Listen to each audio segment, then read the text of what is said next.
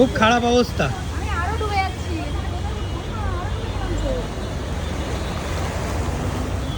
দেখো অবস্থাটা।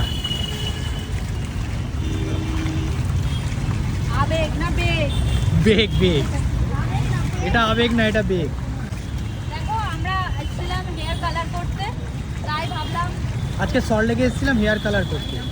একটুখানি এই প্যান্ডেলটা দেখে যাই। এই লাইটও সব অফ।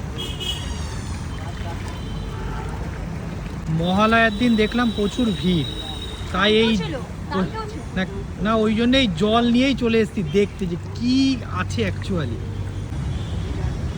মানে পুরো পুরো হাঁটু সমান জল।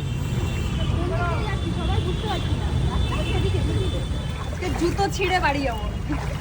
হেঁটে না, জলের মধ্যে হেঁটে, জলে হেঁটে। জল ঠেলে শেষে পৌঁছে গেলি? হ্যাঁ, আর দেখতে এসছি কি আছে এখানে।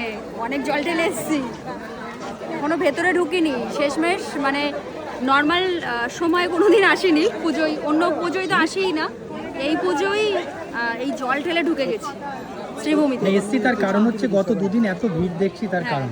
যে কেন কি হচ্ছে সেটা দেখতে। মাঝখান দিয়ে একদিন ঢুকে গেল। বাড়ি থেকে আসলে, নেই। বাড়ি থেকে আসলে আসতাম না, কারো দরকারে এসেছিলাম কলকাতায়, তাই আসা।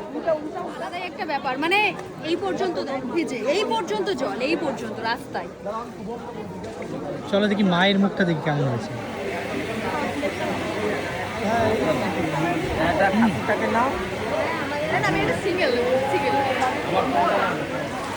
আমি শ্রীভূমির প্যান্ডেল দেখার শেষে একটা কুলপি খেতে খেতে জলের মধ্যে হেঁটে হেঁটে এখন বাড়ি যাচ্ছি।